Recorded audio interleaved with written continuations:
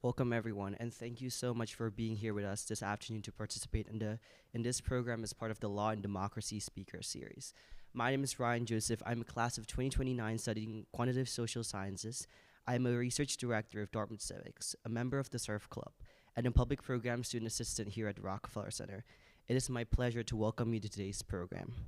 Law and Democracy is a series of conversations focusing on foundational laws, policies, and institutions as we approach the semi-quincentennial milestone of the Declaration of Independence.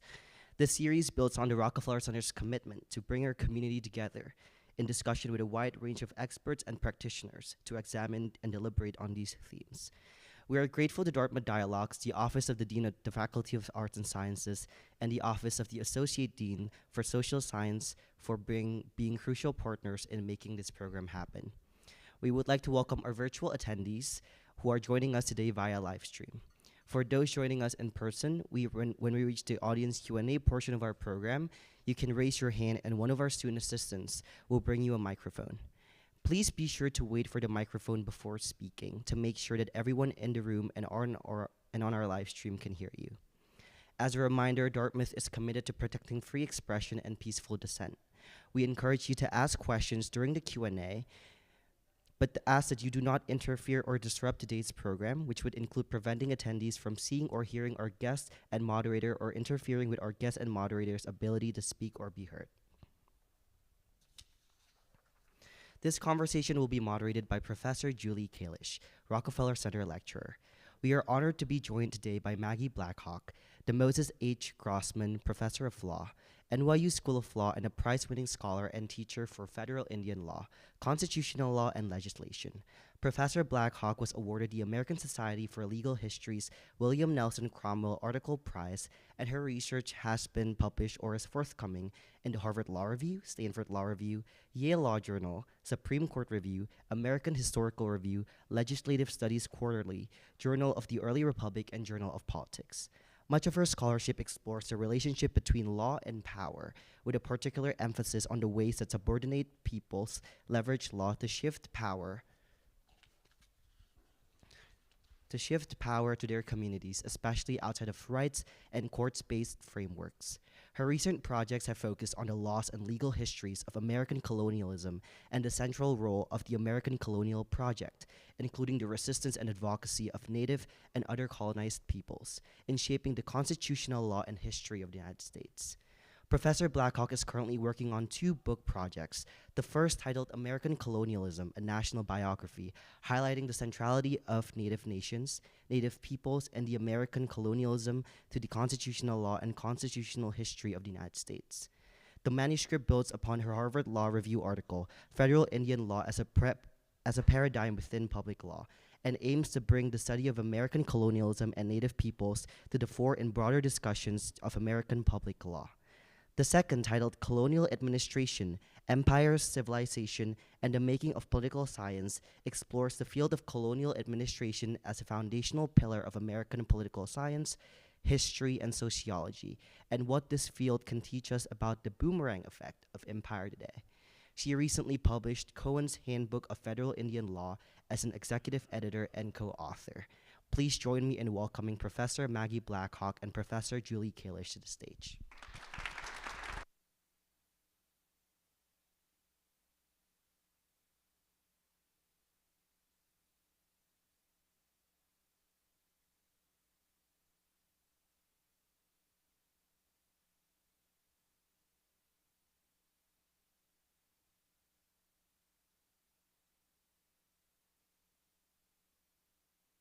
See, it's already informal.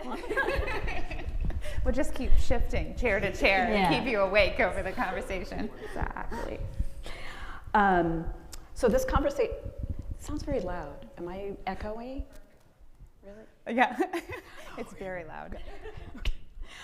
The conversation comes as part of our Law and Democracy, the United States at 250 series, which is exploring law, democracy, and governance in the lead up to the 250th anniversary of the Declaration of Independence. You are one of the experts featured in the Ken Burns documentary series about the American Revolution.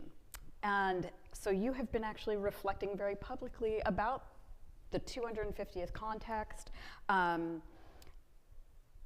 I think one of the things that attracts people to those Ken Burns documentary series is that he is more willing than many, to talk about history in its full complexity. And that seems especially striking to me when we are in a political moment where this question of who gets to tell the nation's history and in what way is actually an overt part of our political conversations right now, and is actually a part of the administrative agenda right now. I think that there's a belief that talking about the hard and ugly parts of history is somehow undermining of patriotism or will erode our nationalism.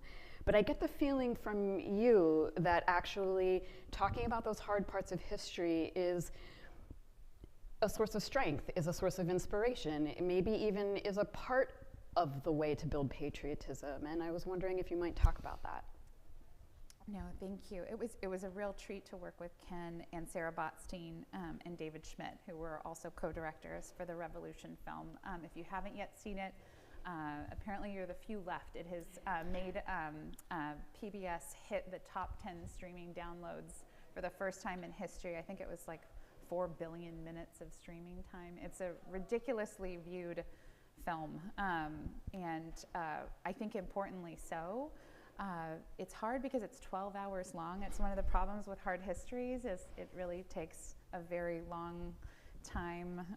The attention cost is very high. But I was really excited to work with his team, and Ken in particular, because of the ways that he was going to bring Native history into conversations about the Revolution and the founding, really for the first time as a big national conversation around how the United States started. And so he was willing to talk about, for example, the fact that the colonists, one of their big disputes with Britain wasn't just taxation without representation, it was whether or not they could go over and take land over the 1763 proclamation line.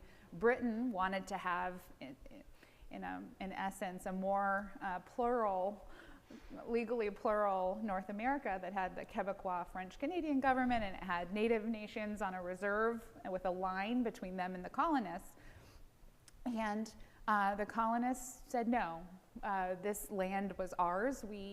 It's a right of conquest after the 7 Years' War. It's one of the main lists of grievances we're going to put in the petitions to the king. So the Olive Branch petition, one of the last petitions, actually starts in its first paragraph about complaints about being able to take lands over that 1763 line.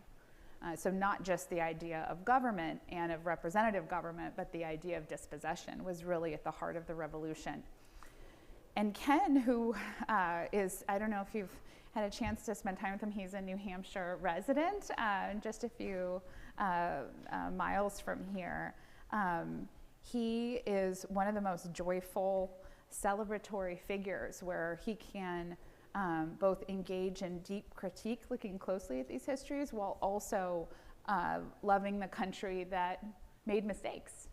And I know from my own work, especially studying constitutional history and constitutional law alongside federal Indian law in the histories of American colonialism, it's hard on one hand to try and have a constitutionalism where you look at the Constitution and expect everything that the US has done to always be right.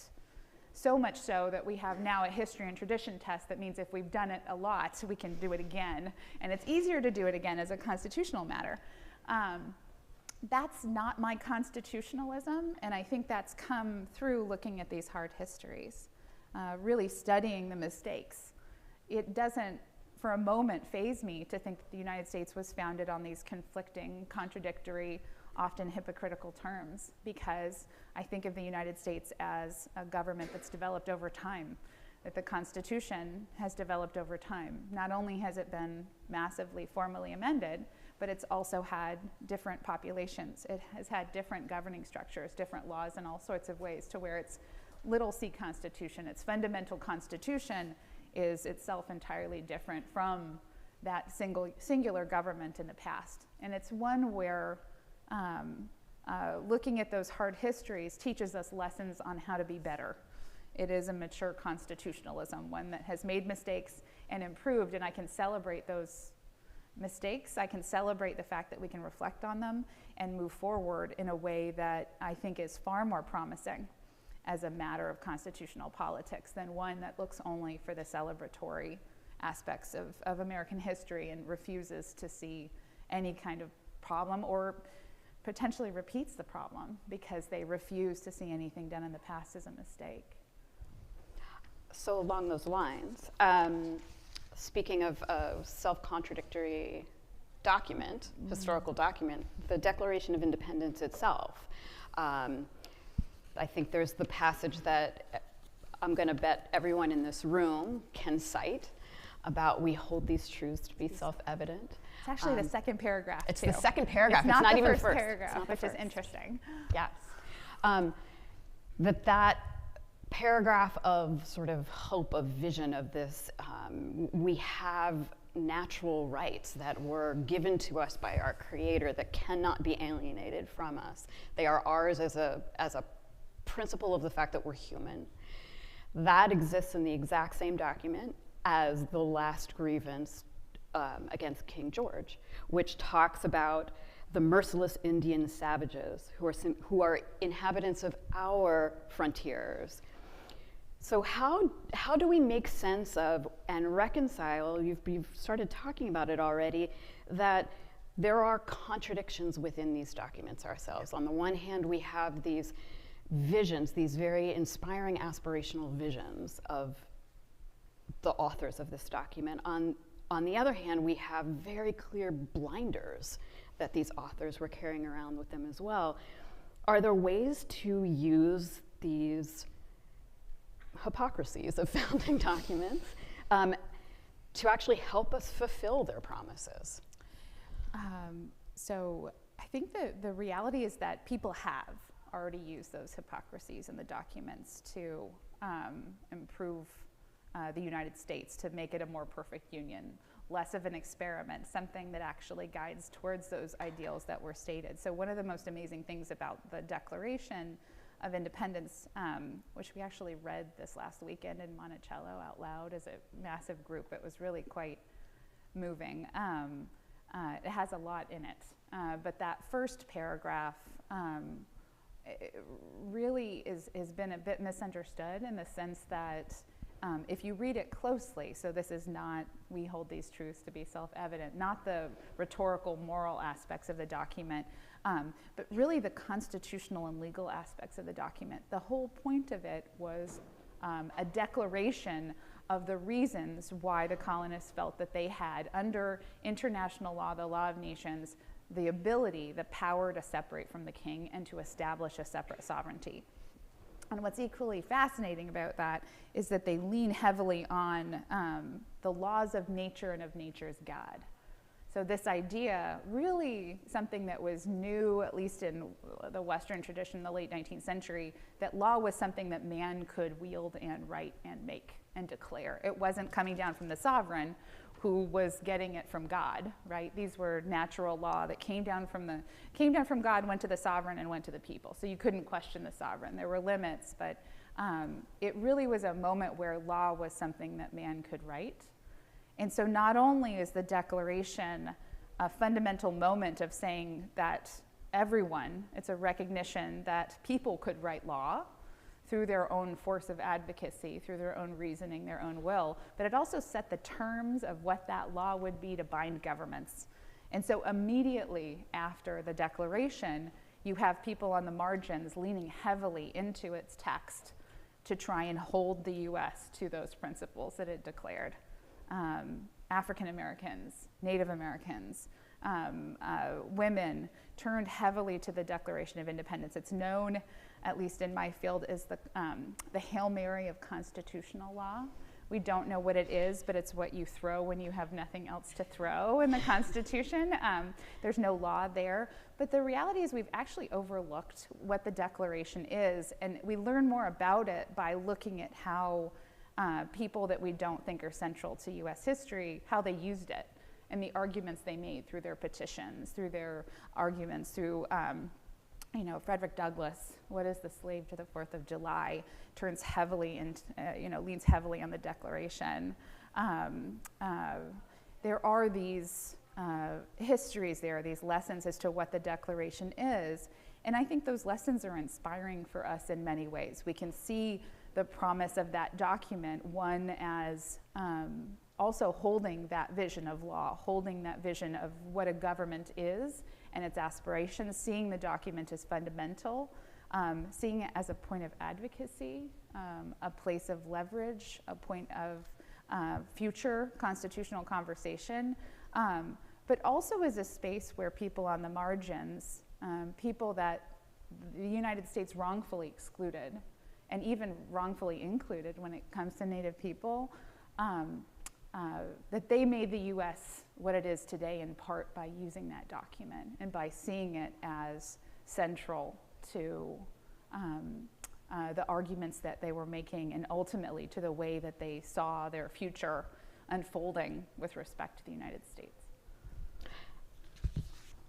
Yeah, so when I made a certain emphasis in that quote from the grievance, the Our Frontiers. Let's talk colonialism. So on the one hand, I don't think that the story that we like to tell ourselves about the United States, or the one that we like to tell ourselves about us being a constitutional democracy, accepts the idea of colonialism. And you've joked before in the past that we don't, it's not like we have in the Constitution a like, oh, by the way, we want to colonize people clause to the Constitution. But on the other hand, colonialism has been integrally a part of this nation's history, and also part of its continued history and also part of its present. One of the things that I'm embarrassed to admit that I learned that I didn't know from the Ken Burns documentary is that recruits who agreed to fight in Washington's army for the duration of the war were promised 100 free acres of Indian land. This was land that was not under dispute in its ownership. This was not under contract. Conquest was always part of this nation's story. It's also a part of our constitutional history. You make the very salient observation that of our 50 states, only 13 of them actually voted to ratify our constitutional structure. Every subsequent state that was added to the Union was created by a process of conquest, and then an integration of that conquested land into the nation's governing structures. How have colonization and colonized people actually shaped constitutional law? There's a lot in that question. Yes, no, and it's so I think we don't really think about what colonialism is. It's a scary word. I think it's become really heavily polarized and politicized. There's settler colonialism, there's non-settler colonialism. I joke with my students, it's like flush toilets. You only like have the modifier and it's doing a lot of work when you really start to think about it, and you miss the fact you can only even imagine that there weren't flush toilets at a certain point. But if you look at the history of the United States, the idea that it's governing other people, that it doesn't consider to be part of its population, running those governments, forcing those other governments to the extent that they can govern themselves at all, submit a constitution to the US for approval, where the US administrative agencies run those governments' votes, their elections, approve their tribal codes, approve their constitutions, approve their laws, and can intervene at any time. There are debates around what that is, but that's pretty squarely colonialism, when you're governing a non-subject population through the power of your own government. And when it comes to US history, if you look at the Northwest Territory, for example, so all the lands that were ceded to the United States government by the states, and then turned into one of a couple territories that existed from before the founding, before the United States Constitution, but after the Revolution, they called that the first American colony. That was the colony of the United States. It would be governed through top-down, largely administrative oversight that would not have representative government.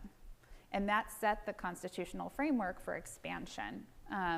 Even so much that when expansion turned to the Louisiana Purchase, so doubling the landmass of the United States overnight, that Jefferson wanted to amend the Constitution.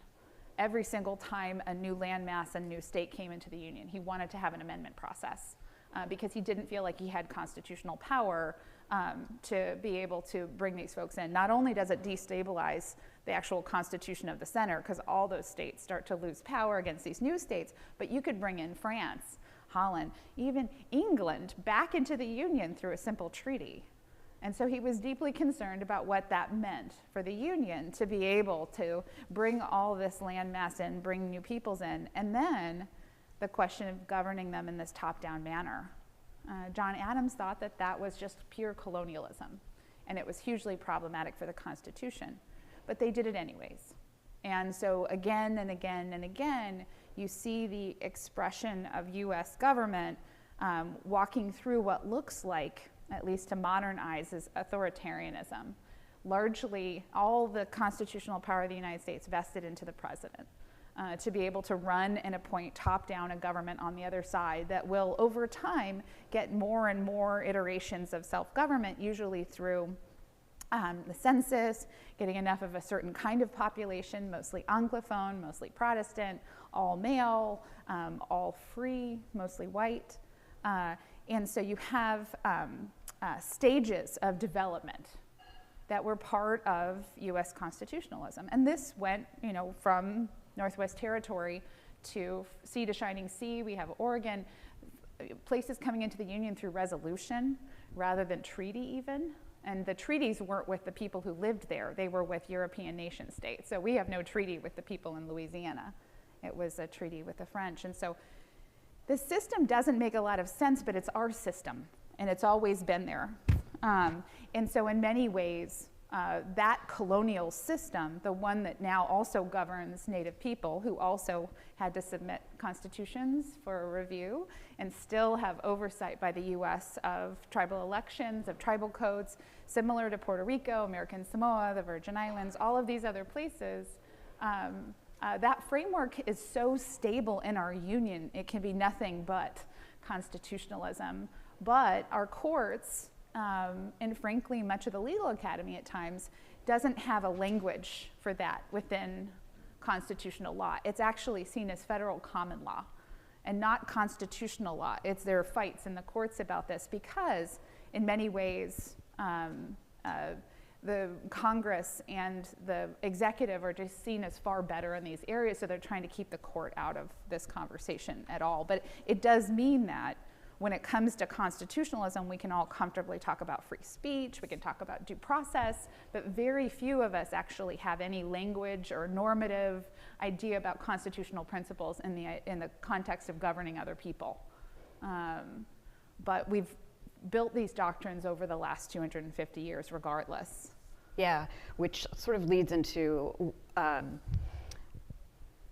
when I was being trained and when I was kind of coming up in the law, I think we were trained to sort of think about that there's sort of a core constitutionalism and then, federal Indian law or territorial law, or that these are all sort of separate, that they are exceptions to a core rule. So, when students ask me questions and I get them, I'm like, it's complicated, or maybe you should go talk to Professor so-and-so. Right. That's like somehow this is not my field because I'm sort of core constitutionalism. But you make this enormously compelling argument to me that we actually create legal problems for ourselves by thinking of this as something separate, of thinking about this as not a part of our constitutionalism. And I was wondering if you could talk a little bit about that. Yeah, so I have this concept called constitutional silence, of just spaces where we don't have a language, we don't have any sense of what our values would be in these areas. We haven't even started to have the normative conversation about, we know what we think we know what we know about free speech, right? We're learning all sorts of things about it now. But there's at least a gut sense there. You have language for it. It's freedom, it's a liberty, it's speech. Some of the other areas I study, like petitioning, everyone gets a little like, I don't know what to do there. But when it comes to federal Indian law, to governing the territories, these are areas where the court has stepped out of it. It actually will defer to the Congress and the executive, so much so that the reasoning and the opinions doesn't actually start to muddle into the substantive values at stake. And it just defers and says, well, the Congress and the executive get to handle that.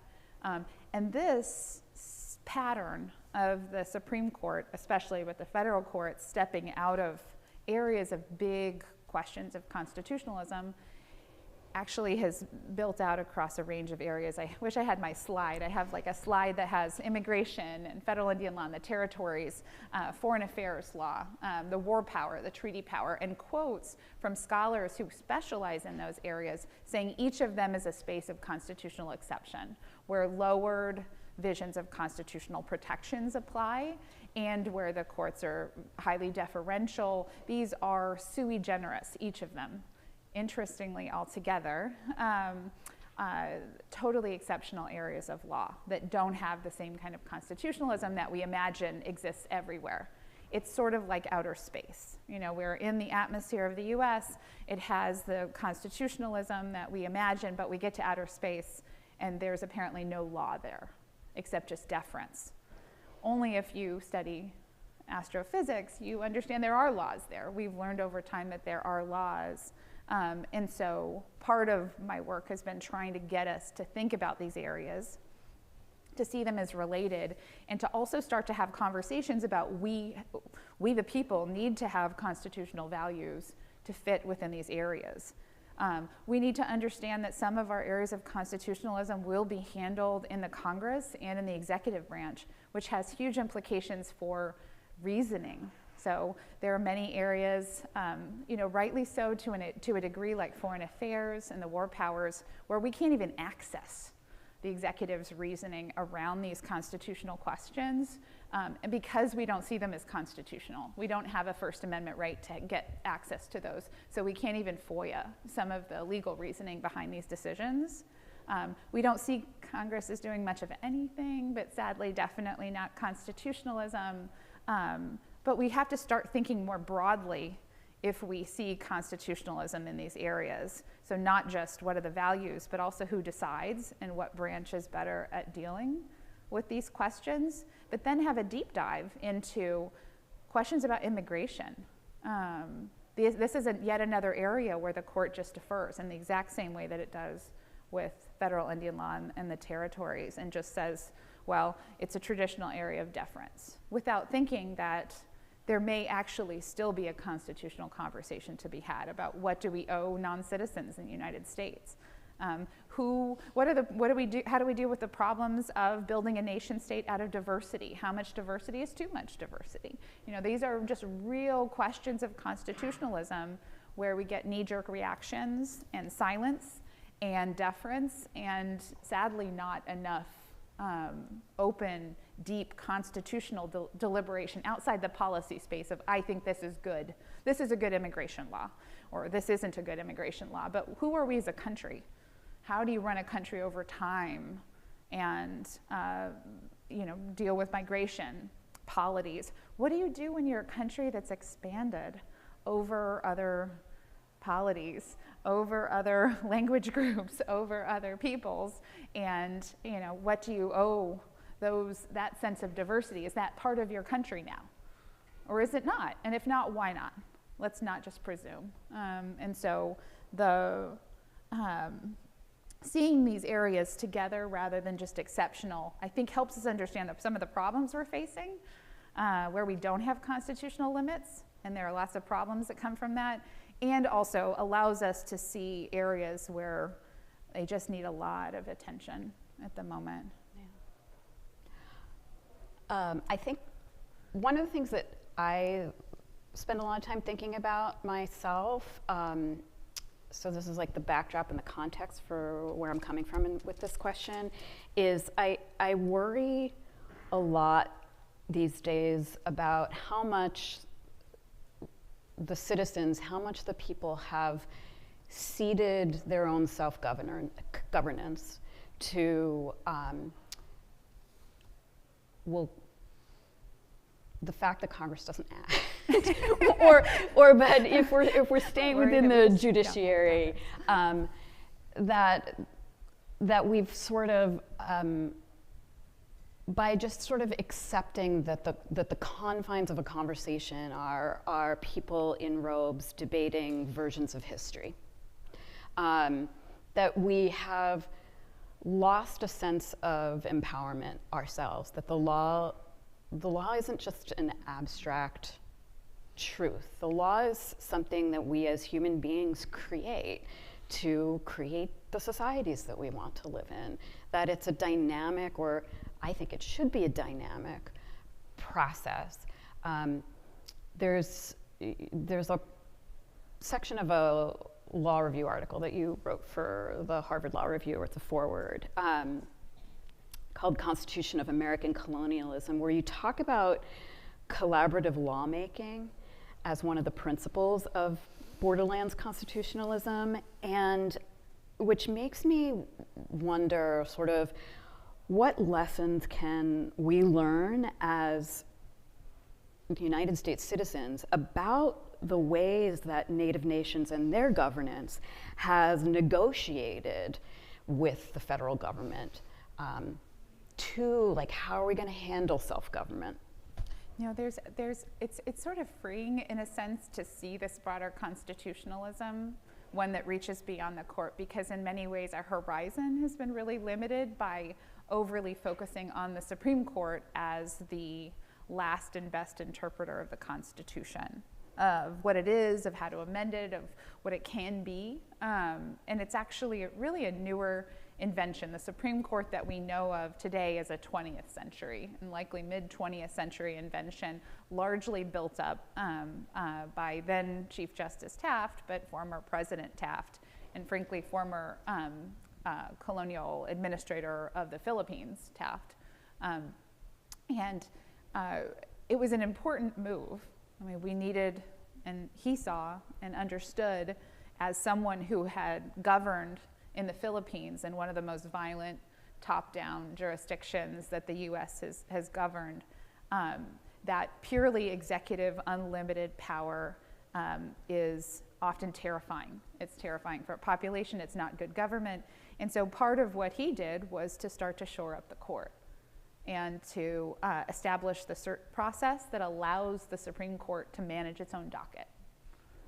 They also closed off direct appeals from the territories, and so you don't end up with those cases going before the court as often, or at least it gets to choose what parts of the constitutionalism and the landscape of the US it gets to address. And it's narrowed its landscape every year to where it's down to 70 cases. You know, who knows where it's going in the future, but that's a pretty narrow vision of what constitutionalism is. So even in a world where you respect all three branches, and I do, we can still imagine a broader constitutionalism in that context. And Native people have long lived in the context of this broader constitutionalism, one where the court, or the Congress and the executive were just as important for building fundamental law as the courts. And that it was understood that oftentimes our vision, our liquidation, our common law constitutionalism was built up through statutes, through actions of government that could be corrected. That's a very different orientation than, I think I have a right, I'm going to file in a court to see if that right exists. And if I'm told that it doesn't exist, I'm going to stop there. That doesn't look like many of us in the US. I think we're all a little more robust than that, but there are parts of our constitutional culture that have deeply atrophied because of the reliance on courts, which is not an 18th century or 19th century phenomenon. Much of the US, talk about sea to shining sea, it did much of what it did throughout the long 19th century without the court ever showing up. And when it did, it was always after the fact, and it was great job, guys, and walked away. And so the Constitution was really, I think as scholar David Curie has pointed out, it was the Constitution in Congress. And that's how the country came to be and was improved and made mistakes and fell apart and came back together. And so to see that constitutionalism is also to give us another vision of, it's to expand our own imagination as to what we could do and how we could move forward with all of this, especially with an amendment process that is rarely met. We don't have a clause in the Constitution that says we can govern other people without their consent, but we also can't amend that away. We don't have to amend it away because it's not there. So there is a freedom in this. It's harder to have, change the president's age, for example. But there are also ways to think about constitutionalism in this area that is sticky, that does build up over time. Because some of these doctrines, so we went from one of the most violent, most subordinating governments for Native nations in the 19th century to today having one of the most robust recognitions of tribal sovereignty in the world for Native peoples. Better than Canada, we all think Canada is always better. Poutine aside, hockey. When it comes to Native governance, they're actually always a step behind, decades often. New Zealand, Australia, these Commonwealth countries that see themselves as very aesthetically pluralistic and decolonized often don't have the same recognition of tribal government and of tribal sovereignty and self-determination that we have here. But that doesn't also, get us past the idea that we also have to recognize, we have to walk and chew gum at the same time and still see that as a colonial system that still needs reform while we're also, celebrating it. But I think that's also, again, getting back to the hard histories, that's also a lesson from Indian country in the sense that we can do both. We can say, yes, we did very good things when it came to mitigating this. We can see this as fundamental. We can see it as sticky, as constitutional, and at the same time also say we can do better. I know we have to shift to audience participation soon, so before we do that, hot take, Justice Gorsuch. Yes. I get asked this a lot. Yeah. Probably he does as well.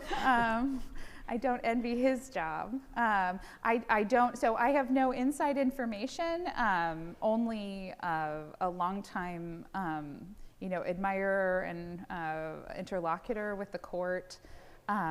So Justice Gorsuch, for folks who don't know, has become one of the most robust experts on federal Indian law on the Supreme Court that we've ever seen.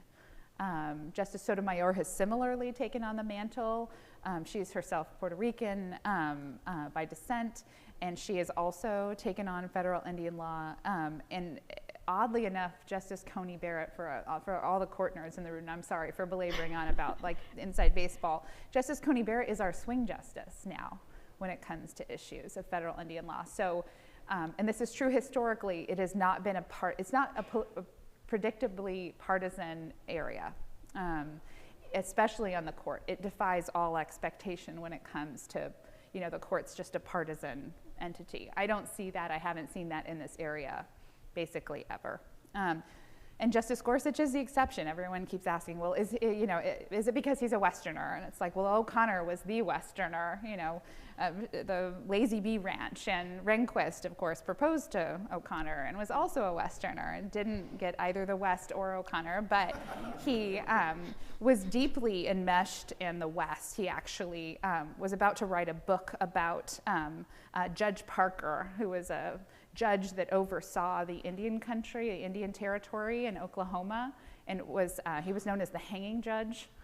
There was no appeal from his court, and Rehnquist went to the archives and studied him and was going to write a book about Judge Parker. Never actually did, but he really developed his visions of federalism from this idea of the frontier and sovereignty and the establishment of government.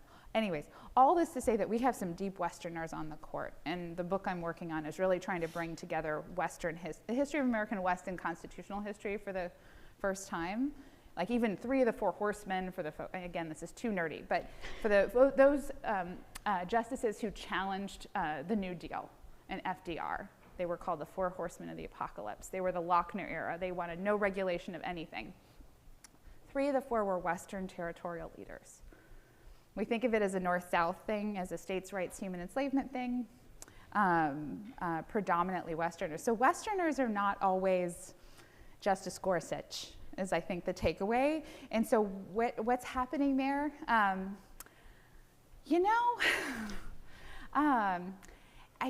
There's an alignment of him of what he wants the Constitution to say, especially at the founding. He wants it to be the celebratory document. And he sees at the founding a better constitutional politics than we have today with respect to Native nations. Most people today don't understand that we have over 570 federally recognized tribes, and many of them govern land masses larger than several states. We just don't know that. But we know at the founding, everyone knew that. Formed treaties with Native nations. It was a far more robust system of diplomacy and exchange from government to government. We didn't have this idea that we can govern Indian country to the ground. And he wants to reclaim that. But there's a worry, right? Again, getting back to that constitutional politics. Do we want to have a constitutionalism where we depend on a myth, where we did everything right from the beginning and we're only just reclaiming it? And I worry that's underlying some of his positions. Because I do think there has to be a way to develop a constitutionalism that makes mistakes and doesn't just erase those mistakes. So the same Justice Gorsuch who wants to, at the far end of the Trail of Tears was a promise, begins his McGirt opinion. He also wants to simply overrule the doctrine that allows us to use law to govern Puerto Rico and the other colonies. Before those legal systems existed, we governed them by the military and martial law and violence and force.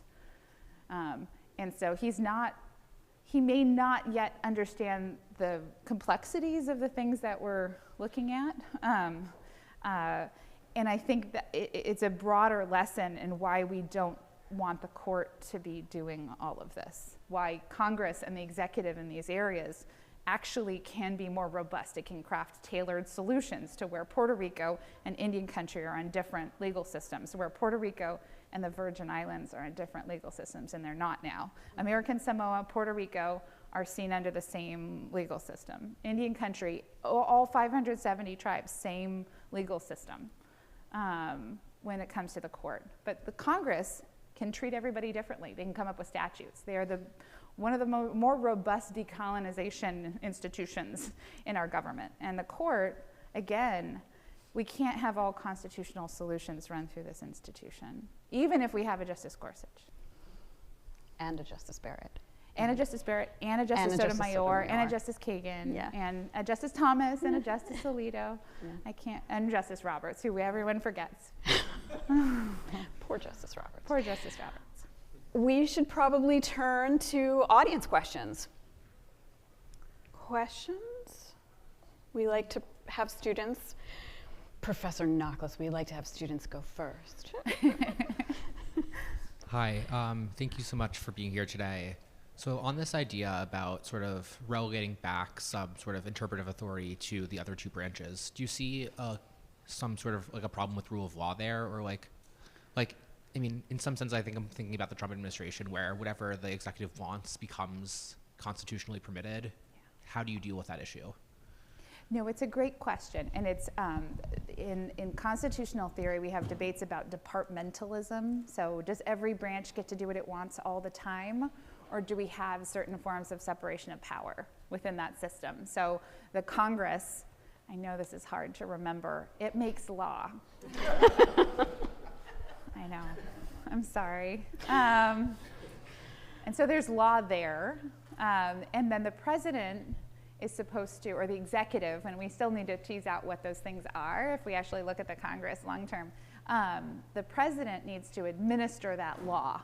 And so you can imagine that the Congress then has more of a constitutional role. If we have that separation of powers, we don't have, for example, what happened, one of the biggest constitutional confrontations of the 19th century was, of course, around the removal of the Cherokee Nation, where you have President Jackson saying to Chief Justice John Marshall, you know, apocryphally, of course, this is not a real quote, but he has written his opinion saying that the laws of Georgia don't apply in the Cherokee Nation and they're sovereign, but let him enforce it.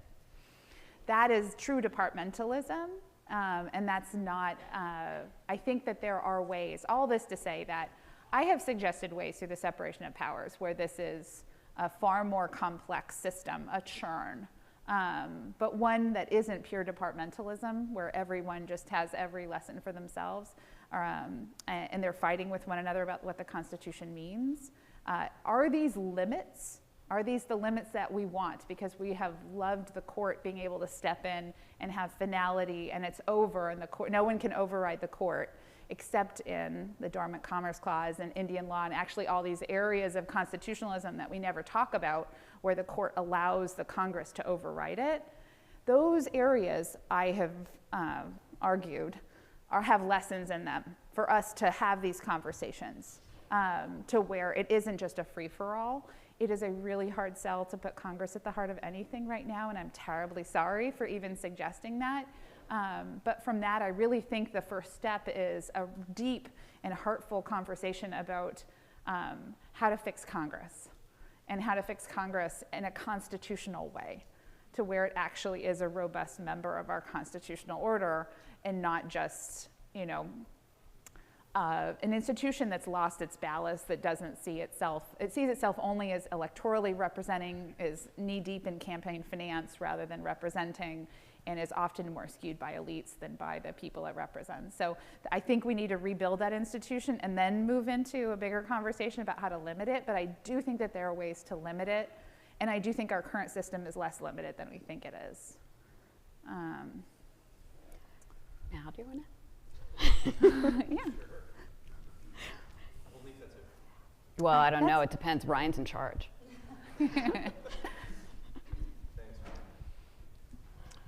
Thanks so much for joining us. As you know, Dartmouth doesn't have a law school, and usually I'm very happy about that. But today, today I sort of wish we had a law school. This is a question about what we mean by constitutionalism here. So we've talked a lot today about constitutionalism. Others like Keith Whittington talk about constitutional construction. Others like Larry Kramer talk about popular constitutionalism. And there's always this discussion about where the line is and where those concepts just end up becoming ordinary politics and not anything related to the Constitution. And so I'm wondering for you, when you speak about constitutionalism or think about constitutional construction or popular constitutionalism, like where's the line between the constitutional stuff and ordinary politics?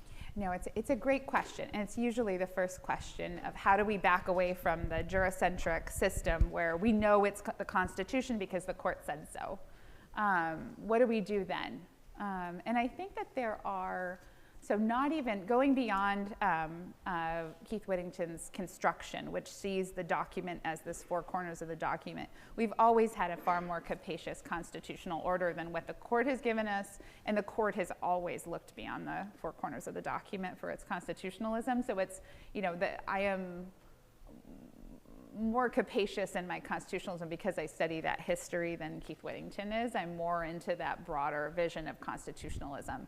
But I do think that I hold firm to the idea, and we're losing sight of this in a lot of discourse around the Supreme Court and constitutional reform today, of is this just constitutional politics? And by constitutional politics, they just mean politics, like electoral politics and mudslinging and all the terrible things that we don't like. The way that I explain it to my students is that we have different registers of how to have a different debate. We know when we're talking about law versus the more fundamental questions of fundamental order. And you can kind of feel it in the way that these conversations happen. So the big question is always, can the Congress have a constitutional conversation, or is it always just a lawmaking conversation? Then how do you actually differentiate between the two? Well, first is, how does it do anything in the first place? But let's just say it does things. For example, you can see the difference between, is the Affordable Care Act good policy? Does it actually solve health problems in a way that's economical? Is it what people want? Is it good as terms of representation? There is a separate question from that, the constitutional question of, do we want the federal government to have power over the states in this area long term? And then, what is this area when it comes to constitutionalism? Is there a limit? You can feel the difference between those conversations. It's just one you imagine only in a court, and that Congress can't ever switch registers. And we wouldn't even know what to do when and how they were actually doing it. But they do actually debate constitutionalism behind the scenes. Part of my work in the past has been the deep study of Congress and of lobbying. I ran an ethnographic study of lobbying in the Congress in DC. And the Congress debates constitutional issues all the time when it's considering and passing statutes. And there's a different register there. Is there a way to control that differently? Well, historically there was, because we had a more robust system of public engagement with the Congress. There was a petition process. It was more like litigation in a court. It was public, it was transparent, it was open. And so people could check the Congress and actually force the Congress to have debates about constitutionalism over things. And they would have to make it part of the formal record. So there are ways in which these distinctions can happen, but I think we can feel the difference of this deals with these questions of big fundamental order of a government and its structure over time versus, is this good policy right now? I don't know if that's convincing. We clearly are not moving any closer to that. We're getting closer and closer to the court side every day, but hopefully over time we can see it as an alternative.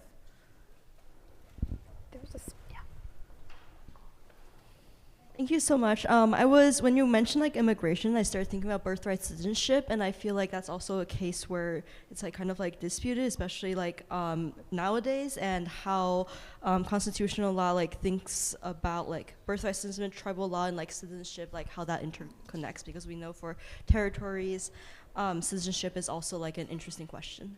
Yes. So the current executive order that the Trump administration passed, I think on its first day was signed, limiting birthright citizenship for children of temporarily and undocumented parents. Temporarily documented and undocumented parents, drew explicitly in the legal strategy to defend the executive order on the example that Native people do not have constitutional birthright citizenship. And so they argued from that past case and current case that they could analogously strip constitutional birthright citizenship from these other groups today. And as part of the litigation, there was a law review article that the Trump administration cited in their briefs before the Supreme Court. They just had oral argument a little bit ago. And on the first page of that law review article, they cited to my work. So it was like the Constitution of American Colonialism, let's try it again. And so I think the hardest part about that debate over the executive order, which I think has all sorts of separation of powers questions that should keep us from even having this conversation in the first instance. But let's just say we do. It's been really hard because we don't have this understanding of the history of American expansion and the complexities of the US and its jurisdiction over the long 19th century and into the 20th. So we don't understand why it would be that Native people wouldn't have constitutional birthright citizenship in the 19th century when the 14th Amendment is passed. We think everybody wants citizenship. And then the horror is that Native people don't, or that American Samoa still today doesn't even have statutory birthright citizenship. They are US nationals who can't vote in elections. They are a colony of the US who do not have US citizenship, but their government actually intervenes to try and oppose statutory citizenship for their country over and over and over again. Largely because with citizenship comes these equal protection challenges that completely disrupt government on the other side. And so the problems are that we don't actually understand the logics and the problems of citizenship and constitutionalism in the context of colonialism. Let's just imagine we just tomorrow gave everyone in Canada US citizenship and extended our constitutional principles over them, saying they have to treat everybody equally under our Constitution. Everyone in the room would go, well, that's probably bad, right? I can see the harm in that. But we can't, for some reason, see it about American Samoa. We can't see that about Indian country. They should have citizenship. You know, how about Greenland? Should they have US citizenship? There are mechanics here that we need to start working through to be able to, this gets back to your hard histories, to where we understand our own hard history so we don't have a knee-jerk reaction of everybody gets US citizenship and it's good. Everybody gets the US Constitution and it's good. And because we understand that that imposition has done harm. And such that when it's held back in the past, that actually could have a benefit to it. But that doing it again today to a different group that we're not dispossessing, that wants to be part of the polity, is a totally different situation. So there's no constitutional or legal analogy there. But did you see how many steps that took? That's exhausting, and no one will pay attention for that long, but especially not a court. And so, but the hope is the more these conversations happen, the more folks understand the steps. And they learn more, and they see more steps, and it can be unpacked to where we can actually start to have a more robust conversation in the future, rather than just, everybody deserves citizenship. I know the wrong. I'm not going to listen past my knee-jerk normative or constitutional or partisan reaction. Unfortunately, that was the... Sorry. I'm so sorry. You can come up afterwards and ask. Yeah, so you're already kind of going there, you know, about what is the relevance of looking at history? Why is it so important to look at and include hard history? You have a quote in a discussion you were doing at NYU in the fall, and sort of arguing for the benefits of that hard history, and you're saying, our past is full of failure, but the failures aren't there to make us suffer or to make us feel guilty, but to teach us how to be better. I think we want to be better. Is that a fair? We want to be better. How can we be better? So it's interesting that the failures of the colonists at the time of the Declaration, even if they aren't our ancestors, even if they aren't our people, even if they aren't people that we revere, their failure was the ability to see governments beyond their own, to see laws and the idea of the public good, true pluralism beyond their own eyes.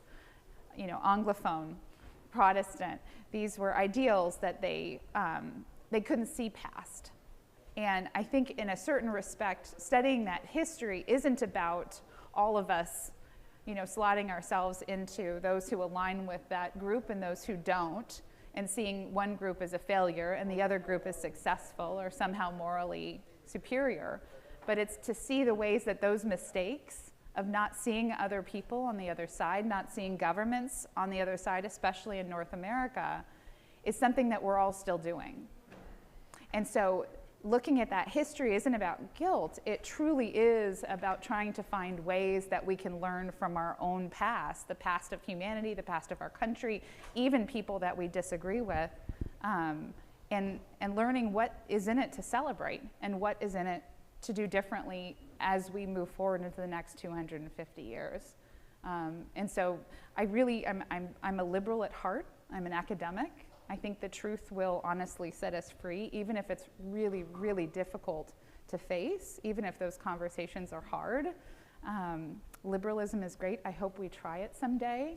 But I do think that a real deep inquiry into our past has itself an incredible promise, just because we're actually growing and seeing our point as a people as one where we do learn from those mistakes, and we also, you know, really work towards that more perfect union in the future.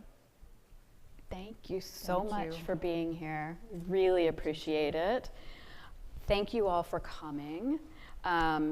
to plug our next week Pursuit of Happiness mini-series is continuing on Tuesday with Laurie Santos. And I'm sure there are other events that I'm forgetting to plug. But thank you. Thank you so much. Thank you.